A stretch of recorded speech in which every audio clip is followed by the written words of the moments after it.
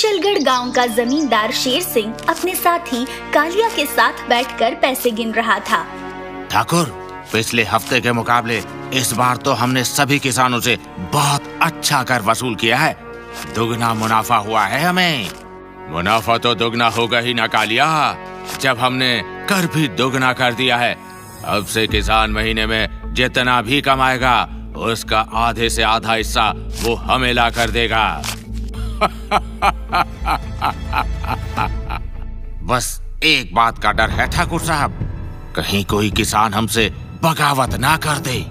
कालिया की इस बात पर शेर सिंह हंसने लगा। कोई मूर्ख ही होगा जो शेर सिंह से दुश्मनी मोल लेगा। अगर किसी भी किसान ने हमारे खिलाफ जाने की कोशिश की तो मैं उसे खेत में उल्टा लटका दूंगा।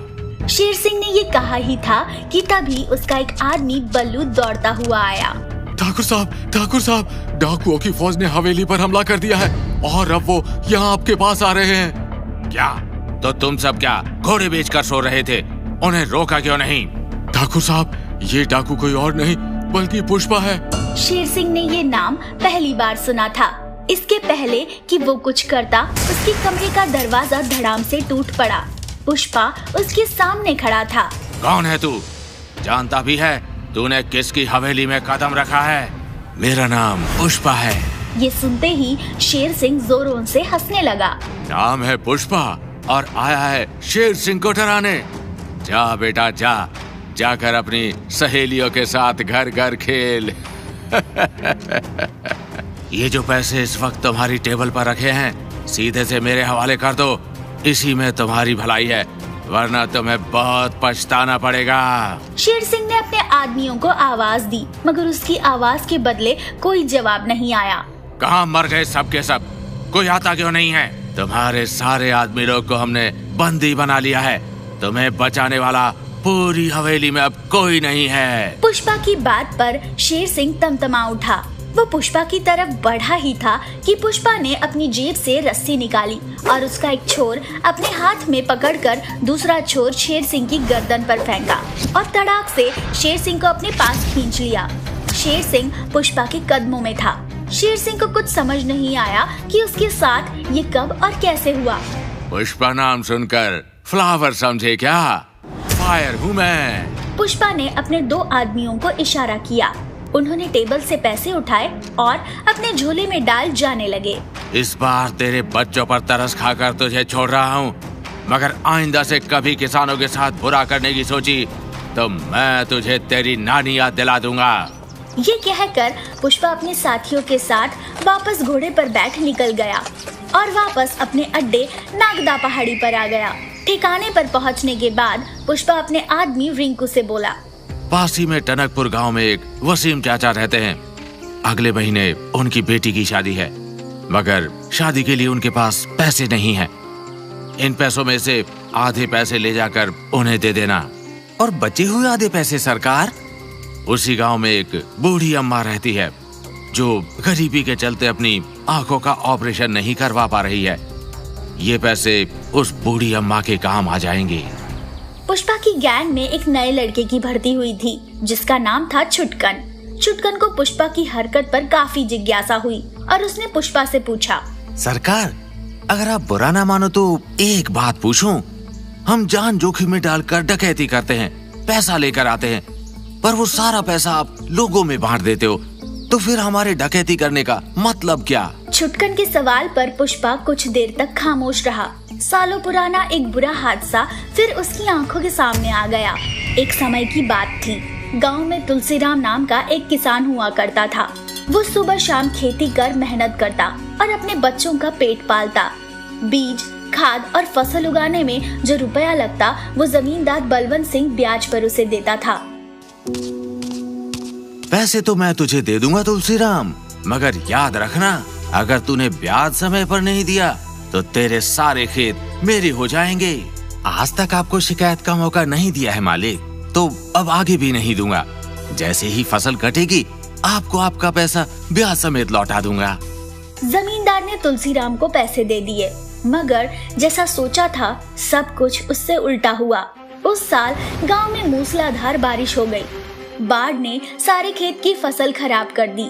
पूरे गांव के साथ साथ तुलसीराम के घर में भी खाने का अकाल पड़ गया। वो जमींदार के सामने रोते हुए बोला, बारिश के चलते सब कुछ बिगड़ गया मालिक। कुछ भी आमदनी नहीं हुई है, जेब में एक फूटी कौड़ी नहीं है। तेरी फसल से मेरा कोई लेना देना नहीं है तुलसीराम। मुझे आज शाम तक अपना पैसा चाहिए, वो भी ब्याज समेत, नहीं तो अच्छा नहीं होगा। तुलसीराम बेचारा पैसे कहाँ से लेकर आता। इसलिए शाम को बलवंत सिंह ने अपने कुछ आदमियों को भेजकर तुलसीराम को खूब पीटा। अपने बीवी बच्चों के सामने इस तरह जलील होना तुलसीराम को शर्म से पानी पानी कर गया। इसलिए रात को सबके सोने के बाद एक चिट्ठी लिखकर वो हमेशा हमेशा के लिए इस गांव से कहीं दूर चला गया। तो बस इसी वजह से हर वो गरीब जिसके साथ अत्याचार हो रहा है, मैं उसके लिए लड़ना चाहता हूँ। सरकार, अब हमारा अगला प्लान क्या है? सड़क बनाने के लिए जो पैसा सरकार से आया था, वो टुनकपुर गांव का सरपंच शहर में अपने भाई को भिजवा रहा है। ये पैसा शीतला बाजार से होता हुआ निकलेगा। हम रात को ट्रक को धर दबोचेंगे। जैसा पुष्पा ने कहा था, सारी तैयारियां हो चुकी थी। वहीं दूसरी ओर पुलिस भी अपनी तैयारी कर चुकी थी। अभी अभी मेरी खबरी ने बताया है कि पुष्पा कल पैसों से भरा ट्रक लूटने वाला है। हमारी सारी पुलिस फोर्स को तैयार कर दो, कल हम उसे धर दबोचेंगे। अपने सभी आदमियों के साथ पुष्पा रात को 8 बजे उस जगह पहुंच गया जहां से ट्रक गुजरने वाला था। सभी लोग पत्तों के पीछे छुपकर बैठे थे और ट्रक का इंतजार कर रहे थे। कुछ देर में ट्रक आया। ट्रक को देखते ही पुष्पा के कुछ आदमी बीच सड़क पर खड़े हुए। सामने गुंडों को देख ड्राइवर ने ब्रेक पर पैर मारा। कौन हो भाई? इस तरह रास्ते में क्यों खड़े हो? अब की बार पत्तों के पीछे से पुष्पा निकला। उसे देख ड्राइवर बोला, सरकार, आप यहाँ? आपने हमारा ट्रक क्यों रोका है? हमसे कुछ गलती हो गई क्या? हमें तुझसे कोई मतलब नहीं है, हमें बस पैसे से मतलब है। हम पैसे लेकर बिना तुझे नुकसान पहुंचाए निकल जाएंगे। ड्राइवर बेबस था, इसलिए उसने पुष्पा की बात मान ली।